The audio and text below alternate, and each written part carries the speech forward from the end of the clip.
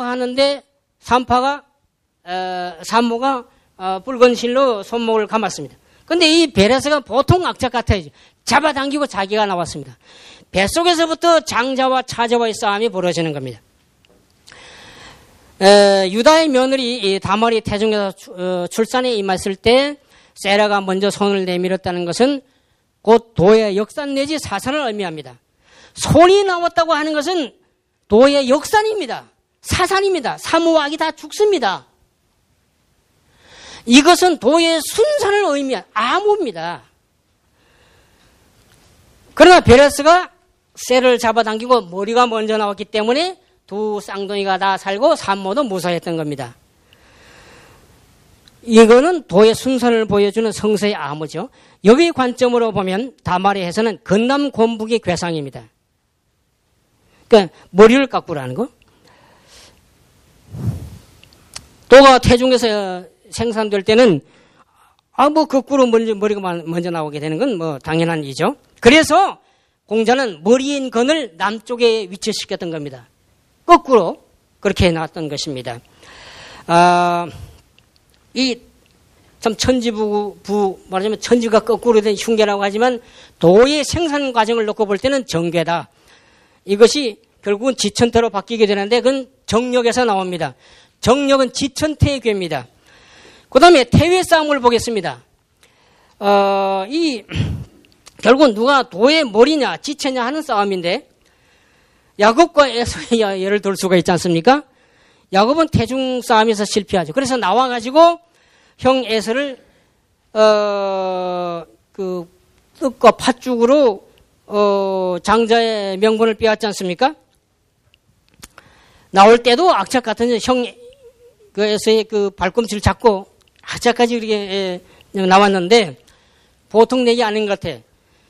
나와서도 결국은 형보다도 자기가 장자가 되겠다고 하는 야심이 대단했던 것 같습니다. 그래서 어머니 리브가의 도움으로 장자권과 함께 에서에게 장자에게 줄 축복 이 명분 싹 다 몽땅 다 뺏어가지고 나가지 않습니까? 그러니까 리브가의 도움을 필요로 했기 때문에 리브가가 도왔기 때문에 이 일이 가능했습니다. 이건 뭐냐?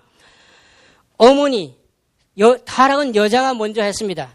그러니까 어머니 리브가가 이 야곱을 도왔다는 조건을 통해서 해화를 복귀하려는 어떤 숨은 뜻이 있었지 않나 그렇게 봅니다.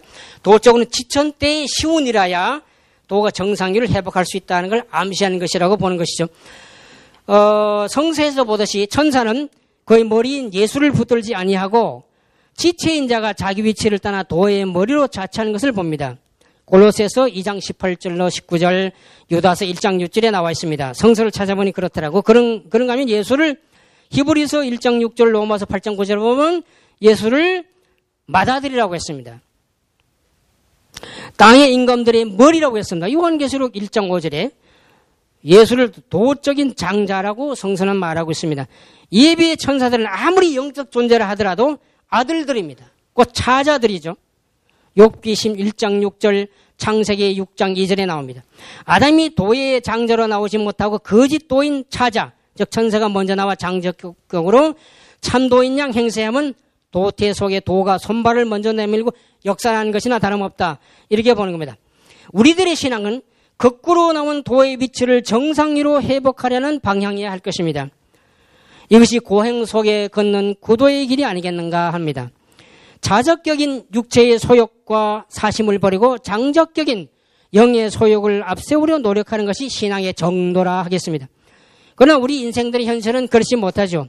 그건 로마서 7장 14절에서 24절에 나오는 바울의 탄식이 그렇습니다.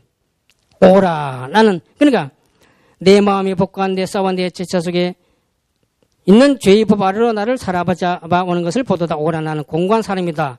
이 사망의 몸에서 누가를 건져내라. 이런 건데 대단히 아주 솔직한 고백입니다.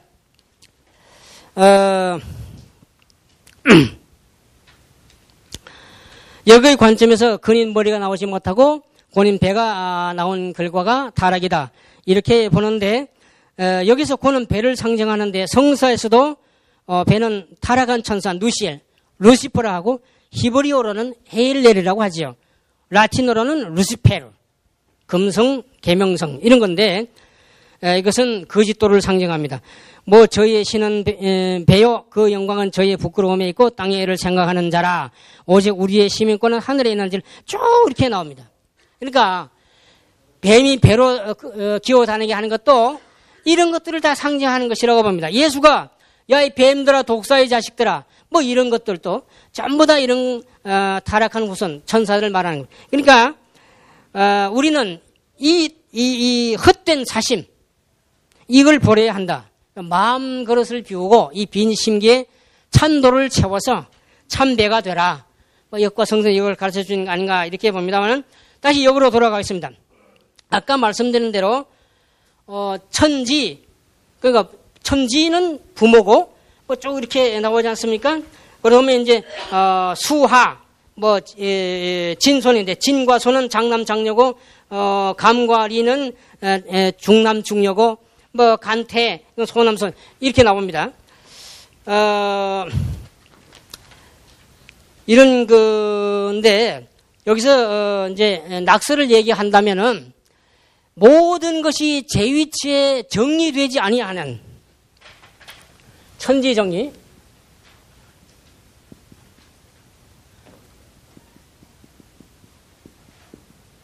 천지 정리를 말합니다. 이것이 부모인데 부모가 먼저 정리돼야 하마니 산택 통기하고 수화 불상사하고 내풍상박하는 거예요. 세 아들과 세 딸이 제 위치를 정하는 겁니다. 타락이라는 것은 제 위치를 떠난 것을 말하기도 하지요. 그런데 천지가 부모가 제 위치를 정하지 못한 겁니다. 정착하지 못한 것이 타락인 거예요. 정말로 이 시대는 천지 부모가 정착하는 시대가 되지 않으면 안 됩니다. 자, 이게 중요한 건데 낙서가 바로 이걸 말하고 있습니다. 낙서는 주나라 시조인데 낙서는 하도가 그렇고 낙서가 그런데 이 낙서라고 하는 것은 하나라 우왕 때 9년 동안 홍수를 다스릴 때에 이 낙수에서 나온 아주 신기하고 영묘한 거북이가 있었는데 그 거북이에 쓰인 글이 있었는데 그게 낙서라고 하는 겁니다. 이 낙서의 구궁도를 보고 주나라 문왕이 작교한 것이 문왕팔계입니다. 주나라 문왕은 은나라 주왕이 은나라 마지막 왕이죠. 너무 포악했습니다. 그래서 이 왕을 눈을 피해서 토굴 속에 숨어버립니다. 숨어서 진해와 도마뱀과 뭐 이런 참 해충들이 우글거리는 그런 토굴 속에서 7년 동안 옥살이 하면서 그린 괴가 문왕팔계입니다. 천하 난세에 나온 괴예요. 어지러운 인간 세상에 나온 괴입니다. 마찬가지로 이 문왕팔계는 아주 폐륜적이고 무도하고 폐역의 난세 그런 괴입니다. 그러니까 난륜이 창궐하는 괴입니다. 그래서 이 낙서를 보시면 아시겠습니다만은 아까 하도는 남방 이칠화와 서방 사구검이 제대로 정리되어 있는 괴입니다. 본향 땅이죠. 그런데 이 낙서는 서방과 남방이 이것이 화와 금이 바뀌었습니다. 그러니까 고향을 완전히 떠나 있는 겁니다. 이 전이 된 겁니다. 서로 바뀌어져 있습니다. 창조 본연의 에덴 동산이 인간들이 원래 살았을 에덴 본향 땅인데 그 본향 땅이 바뀌어버리고 말았습니다. 이것이 바로 낙서가 보여주는 괴입니다. 하도는 그야말로 토생금, 금생수, 수생목, 목생화, 화생토 상생을 이루어주고 있는데 낙서는 그러지 못합니다. 아주 상극의 요소를 가지고 있는 것이 낙서라고 볼 수 있습니다. 토극수, 수극과 하극금, 금극목, 목극토의 상극상을 나타내고 있습니다. 그리고 하도가 가운데 5와 10을 가지고 있는데 낙서는 10을 상실해버리고 말았습니다. 10은 영수로서 하나님 수를 말하는 거예요. 무국이라고 볼 수가 있는데 이걸 상실해버리고 말았습니다. 그리고 화와 금이 뒤바뀌었습니다. 완전히 고향을 떠나버리고 말았습니다. 이런 괴라고 볼 수가 있는 것입니다. 여기서 복희 8괴를 보면 근태 이진 이 괴는 첫 번째 괴가 전부 양괴입니다. 남자를 말하죠. 그 다음에 곤, 간, 감, 손 오른쪽으로 돌아보세요.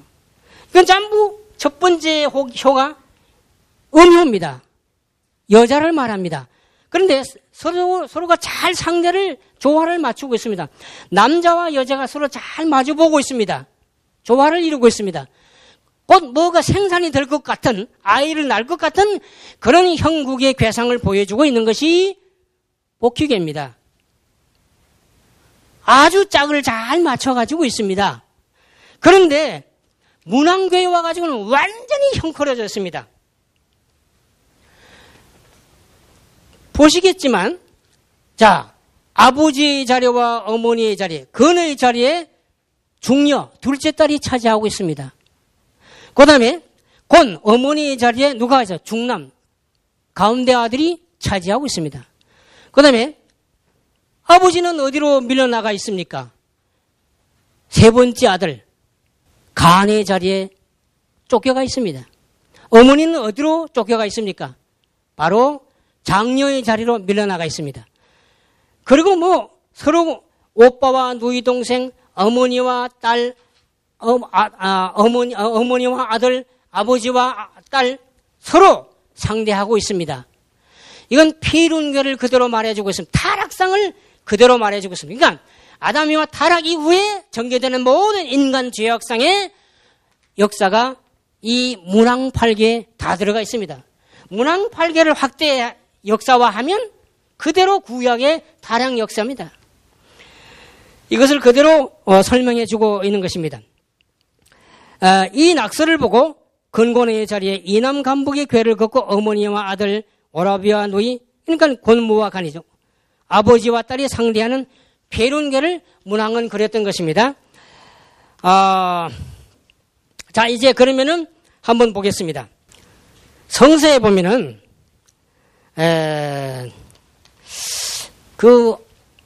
그 아버지와 딸 오라비와 누이 동생 어머니 아들과 어머니격 이게 서로 상대하는 그런 관계 친부 상간 친모 상간 남매와의 상간 이것이 성서에 많이 나오지 않습니까? 봅시다.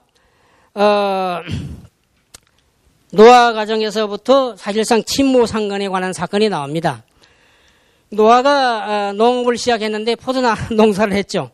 포도술을 마시고 들어누워 잠을 자는데 함이 그걸 보고 부끄러워서 어떻게 했다. 이런 얘기입니다. 그래서 두 형제 마저 불러가지고 뭐 이렇게 덮어주고 뒷걸음 질척 갔는데 아비가 노아가 이걸 보고 대노합니다. 그리고 저주를 합니다. 아니 뭐 하체 물거본 하체 좀 본 걸 가지고 뭐 그렇게 대대손손 저주를 받을 정도가 돼야 하느냐고요. 이거 우리가 의심을 가지고 접근에 들어갈 필요가 있다. 그래서 가나안은 함의 네 번째 아들이고 가나안 7족의 조상이 되죠. 함이 친모 상간의 불륜의 열매로 얻은 가나안에게 노아가 저토록 저주했다. 이렇게 보는 겁니다. 아담 해와가 범죄한 다음에 부끄러움을 탔습니다. 무화과 나무 잎으로 하체를 가렸습니다. 함은 바로 이런 짓을 하지 말았어야 하고 또 부끄러움도 타지 말아야 합니다. 왜 부끄러움 탈 짓을 합니까? 왜 부끄러워합니까? 당당 하나면 부끄러워할 필요가 없습니다. 똑같은 거예요. 이게 실패입니다. 자, 그러면 레위기 18장 난 저 레위기를 읽어볼 때 완전히 이거는 성서가 아니고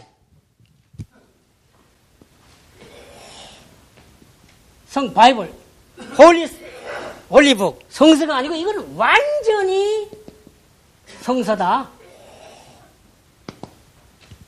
레위기를 읽어보니까 참 이거 가당찮더라고. 자, 레위기 18장 7절에 한번 봅시다. 내 어미의 하체는 곧 내 아비의 하체니 너는 범치 말라. 그는 내 어미인즉 너는 그의 하체를 범치 말지니라. 또 에스겔 22장 10절에 내 가운데 자기 아비의 하체를 드러난 자도 있었으며, 이 성구에서 아비의 하체는 곧 어미의 하체이고 아비의 하체를 드러낸 자는 제 어미와의 상관한 자에 대한 간접 표현입니다. 성서 속에는 제 어미와 불륜을 저지른 사건이 이 밖에도 많이 보입니다. 이스라엘 야곱, 이스라엘 장자 루벤이 친모레아의 합한채라는, 이거는 만드라크라는 건데 일종의 최엄죄입니다. 이 합한채를 주고 통관하려고 했습니다. 그러니까 라헬의 설교로 이루어지지 않았는데 끝내 라헬의 시녀이자 서모인 비라와 통관하고 맙니다. 이로 인해서 그는 장자의 명분을 잃게 됩니다. 창세기 30장 14절에서 15절, 35장 22절, 49장 3절에서 4절 적나라하게 다 근거가 있지 않습니까? 또 이게 중요합니다. 고린도전서 5장 1절에 봅시다. 너희 중에 심지어 음행이 있다함을 들으니 이런 음행은 이방인 중에라도 없는 것이다. 누가 아비의 아내를 취하였다 하는도다. 이 신약에서 드러난 이게 친모 상간 사건인데요. 사도 바울은 이 친모 상간의 부끄러운 죄를 직접 합법으로는 차마 표현하지 못하고 완곡하게 아비의 아내라 이렇게 표현했습니다. 여러분, 아비의 아내는 누굽니까? 내 아버지의 아내가 누굽니까? 어머니하고 관계한 거예요. 이런 불륜이에요. 이것이 문왕교에 그대로 나오지 않습니까? 문왕교 계도를 보면 그대로 나옵니다. 이거 똑같은 말을 하고 있는 거예요.